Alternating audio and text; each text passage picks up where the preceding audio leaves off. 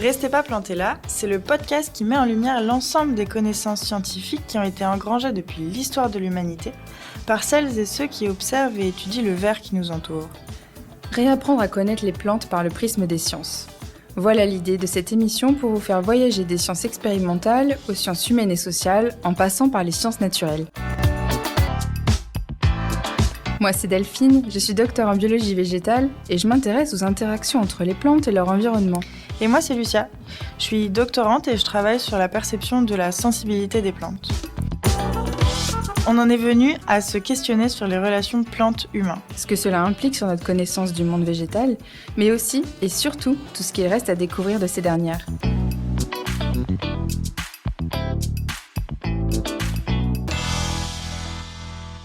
Aviez-vous déjà imaginé que les plantes, elles aussi, sont capables de coopérer avec le reste du vivant ? Comment définit-on ces coopérations vitales que sont les symbioses et quels en sont les exemples chez les plantes ? Bonjour Delphine. Bonjour Lucia. Et bonjour à toutes et à tous. Bienvenue dans cet épisode où nous allons décortiquer cette coopération. Il nous a semblé super intéressant de traiter dans cet épisode de la question des coopérations étroites et parfois très complexes que peuvent être les symbioses entre un organisme plante photosynthétique et d'autres organismes vivants, genre bactéries, animaux, en passant même par les champignons.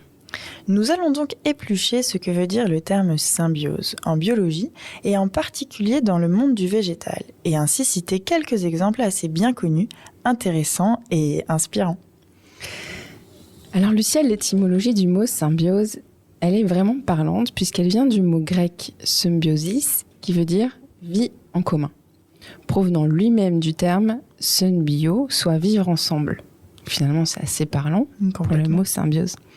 Donc vous comprenez maintenant, la symbiose en biologie se définit par une relation indissoluble et durable entre deux espèces dont chacune tire bénéfice. Elle est donc vitale pour l'une et l'autre des espèces qui ne peuvent exister à elles seules. Cette définition est valable surtout dans la langue française puisque les anglophones ne donnent pas exactement la même définition du terme symbiose, qu'ils caractérisent eux plutôt comme une association obligatoire, effectivement sans la notion de bénéfice réciproque. Ce qui veut dire que le parasitisme, qui est une relation obligatoire mais dont l'une des espèces a priori pâtit de la présence de l'autre, qui, elle, a besoin de son hôte pour survivre, est également considérée comme une relation symbiotique, finalement. Complètement. Probablement que nous consacrerons un épisode à cette notion de parasitisme qui est passionnante également et qui mérite un peu plus de rentrer dans le détail. Probablement que oui, je pense aussi. La notion de bénéfice réciproque, elle est amenée par le terme de mutualisme, et donc on pourrait traduire la définition symbiose française par mutualisme symbiotique dans le jargon anglais. Cette notion de symbiose, elle est observée en premier lieu en 1825 par le botaniste allemand Karl Walroth, qui observe des structures proches de celles des microalgues. Puis, en 1866, un autre biologiste allemand, Anton de Bary, a parlé d'une règle de vie commune à de nombreuses espèces vivantes. Et puis, en 1866, le botaniste suisse Simon Schweinwerdener observe au microscope la croissance du lichen et qui découvre un champignon qui va se développer en même temps que des microalgues. Et là, il va plutôt parler de parasitisme de l'algue par le champignon. Et puis finalement, on suppose que Albert Benhart Frank et Anton de Bary, justement, seront les premiers à parler de symbiose en ces termes. On reviendra un petit peu plus tard sur le lichen pour comprendre sa structure un peu plus précisément. Pour revenir à cette description qui a défini un peu le début des recherches sur les relations entre êtres vivants et qui semble placer la relation de parasitisme finalement comme la référence dans ces relations entre espèces dans le vivant, en comparaison avec la suite, la symbiose, le mutualisme, etc. Il semble donc que Anton de Bary soit à l'origine de cette définition large de la symbiose qui comprend en elle-même finalement le parasitisme dans le cadre très large de cette association symbiotique. Franchement, cette histoire de la découverte des relations symbiose-parasitisme est vraiment passionnante. On va vous mettre les liens vers les articles sur notre site web si vous voulez aller creuser. Ici, Dans cet épisode, nous allons parler de symbiose au sens francophone, soit des relations obligatoires, parfois facultatives, nous le verrons. En fait, finalement, c'est très complexe. Oui, c'est très complexe. Et bénéfiques pour chaque espèce participante, au sens mutualisme donc. Et nous mettons de côté le parasitisme et les autres types de relations que nous traiterons donc sans doute dans d'autres épisodes. En réalité, dans la relation symbiotique, il existe des symbioses obligatoires et d'autres facultatives, comme je vous l'ai suggéré tout de suite. Chaque partenaire est appelé symbiote ou symbionte, sachant que l'hôte est en général considéré comme le plus gros des deux. Nous allons entrer un peu plus dans les détails de ces coopérations entre végétaux et autres organismes vivants, au sens de la symbiose qui, souvent, est assez spécifique. Alors, on va d'abord parler du lichen. On en a déjà parlé il y a quelques minutes. Eh bien, les lichens, ce sont ces organismes qui ressemblent à des champignons jaunâtres ou bleuâtres sur les troncs d'arbres ou sur les murets. Vous en avez forcément déjà vu. Et ils ont fait l'objet de nombreuses études au XIXe siècle, comme on l'a évoqué. Mais encore aujourd'hui, les études se poursuivent. Ils se révèlent à être des relations indissociables entre un champignon et parfois de multiples partenaires qui peuvent être des virus, des bactéries ou encore des levures. Mais également, certains lichens sont formés en majorité d'une algue, c'est là qu'intervient le monde des plantes, qui héberge un champignon. Et là, on lui donne le petit nom, tout mignon, de mycophycobiose. Très mignon. Très mignon. À ce jour, finalement, on sait que les lichens regroupent dans 85% des cas une ou des algues associées à un ou plusieurs champignons. Dans 10% des cas, c'est une cyanobactérie qui est associée à un champignon. Et dans 5% des cas, ce sont carrément les 3 types de partenaires qui sont associés. Donc champignons, cyanobactéries et algues. Exactement. Et dans ces associations, il y a le mycobionte, donc le champignon, qui offre support, une protection, des sels minéraux et de l'eau, quand le chlorobionte, lui, offre les réserves énergétiques du type amidon ou lipides qui sont obtenus grâce à la photosynthèse. Le chlorobionte, c'est vraiment... les algues, les cyanobactéries. Exactement. Oui. Tout à fait. Voilà pour cette première association qui en cache en réalité de nombreuses, car la lichénologie, Lichénologie, c'est la discipline qui étudie les lichens. C'est un champ de recherche hyper vaste, hyper complexe, mais franchement passionnant. Oui, et on dirait pas quand on les voit sur des petits murets comme ça, ces petites taches, l'air de rien. C'est si discret, mais en fait, c'est passionnant. Il y a plein de trucs qui se passent là-dedans. Et il y a aussi les mycorhizes. Alors les mycorhizes, c'est un peu plus connu. C'est une symbiose entre un champignon du grec mukes et les racines, rhiza, donc mycorhize d'une plante, où le champignon va finalement se connecter aux racines de la plante et créer un réseau tout autour. Le champignon va bénéficier des sucres qui sont produits par la plante grâce à la photosynthèse de celle-ci et va permettre en retour à la plante d'aller plus loin dans les sols, comme une sorte de prolongation grâce aux ifs du champignon. Et donc, ça va favoriser l'absorption d'éléments nutritifs pour la plante, azote, phosphore, eau. Alors, ils offrent en plus finalement, par la même occasion, un rempart contre les polluants du sol et... Une absorption de l'eau. Une absorption de l'eau, tout à fait. Parce qu'en fait, c'est une sorte de prolongation des racines. Complètement. Et il y a parfois des associations très spécifiques qui ne sont pas forcément obligatoires. Mais quand vous vous baladez en forêt et que vous dites que vous allez ramasser des cèpes sous les chênes, par exemple, en fait, il y a une association mycorhizienne, justement, entre les ifs, donc ces espèces de filaments microscopiques qui sont dans le sol, du champignon. Le cèpe, en l'occurrence, qui est juste ce qu'on ramasse, c'est la fructification, qui est associé aux racines du chêne. Donc, en fait, ces champignons-là sont vraiment... Souvent, on les associe à un arbre parce qu'ils sont juste associés aussi dans le sol à cet arbre-là au niveau des mycorhizes. C'est super intéressant. Très intéressant. Autre type, alors on peut dire que c'est une mycorhize aussi, mais moi, c'est un exemple de symbiose que j'aime beaucoup.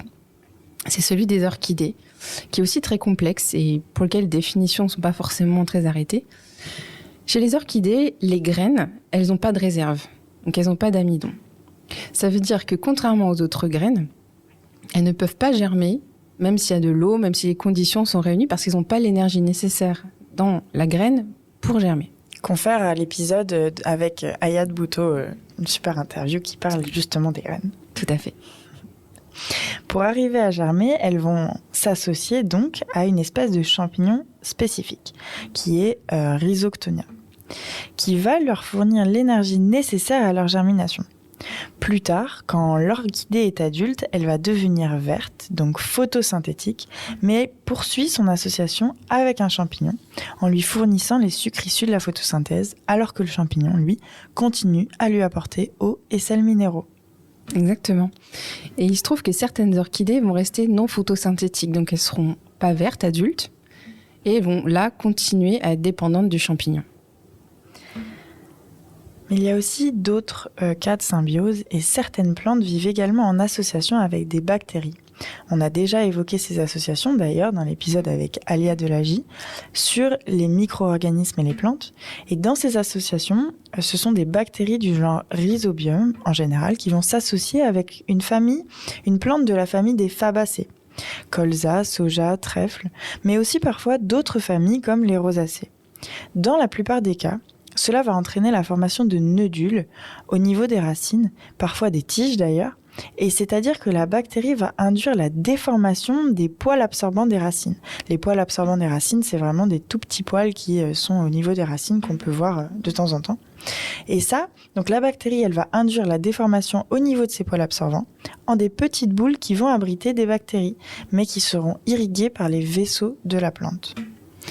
C'est ça. Alors dans cette association qui est facultative, donc c'est-à-dire que les plantes peuvent vivre sans cette association avec les bactéries, les plantes vont sécréter des molécules spécifiques qu'on appelle des flavonoïdes, que les bactéries vont identifier comme de la bonne famille de plantes. Elles vont donc infecter la plante. Ces molécules vont alors interagir, donc les flavonoïdes vont interagir avec des facteurs produits par la bactérie, qu'on appelle facteurs NOD. Je vous donne le nom parce que c'est vraiment hyper bien décrit et c'est très spécifique pour nodulation, donc NOD pour nodulation qui veut dire petite boule, enfin les petites boules dont je vous ai parlé, pardon, et qui vont amplifier la production de ces facteurs eux-mêmes pour produire ces nodulations. Dans cette symbiose, les bactéries finalement, elles ont le gîte et le couvert puisqu'elles vont profiter des composés carbonés issus de la photosynthèse de la plante, et la plante à son tour va elle profiter de la capacité de ces bactéries à assimiler l'azote atmosphérique dont elles ont besoin pour pousser. Et donc finalement, on dit que cette association, elle est facultative, mais lorsqu'elle a lieu, la plante va pousser plus efficacement et elle est moins sujette aux maladies. Exactement. Un autre cas de symbiose, oui, c'est passionnant, il y a des tas d'exemples, c'est celui d'Azolla. Donc il existe cette fougère qui s'appelle donc Azolla, qui est une sorte de fougère aquatique qui est associée en symbiose avec une cyanobactérie. Donc depuis tout à l'heure, on parle des cyanobactéries. Les cyanobactéries, en gros, ce sont des bactéries capables de faire la photosynthèse. Et donc ces cyanobactéries sont capables, elles aussi, de fixer l'azote atmosphérique, donc de l'utiliser. Et cette fougère en profite. Et elle est associée à ces cyanobactéries en permanence. Et ce qui est intéressant, c'est qu'elle est utilisée depuis des siècles en Chine comme fertilisant dans les rivières, justement parce que cette fougère est capable d'assimiler l'azote grâce aux cyanobactéries. On avait également envie d'évoquer avec vous la théorie de l'endosymbiose. Qu'est-ce que l'endosymbiose ? Eh bien, cette théorie, c'est l'hypothèse selon laquelle les structures qui vont produire l'énergie à l'intérieur des cellules eucaryotes, donc les cellules qui ont des noyaux, comme les nôtres, en opposition aux bactéries. C'est des cellules qui n'ont pas de noyau. Et bien en fait, c'est la résultante d'une symbiose entre une bactérie et une cellule à noyau, ce qui va donner lieu à une cellule à noyau avec mitochondrie, ce qui est un organite que nous avons aussi dans nos cellules à nous. Et cette endosymbiose s'est maintenue dans le temps et est maintenant perpétuelle. C'est en fait l'idée vraiment que une bactérie et une cellule ont en quelque sorte fusionné, sont entrées en symbiose, et c'est ça qui fait qu'aujourd'hui, on a une cellule à noyau avec mitochondrie. Exactement. Dans la mitochondrie, en fait, c'est le siège de la respiration. Donc respiration cellulaire, tout à fait. Respiration cellulaire. Donc c'est vraiment obligatoire pour nous maintenant. Exactement.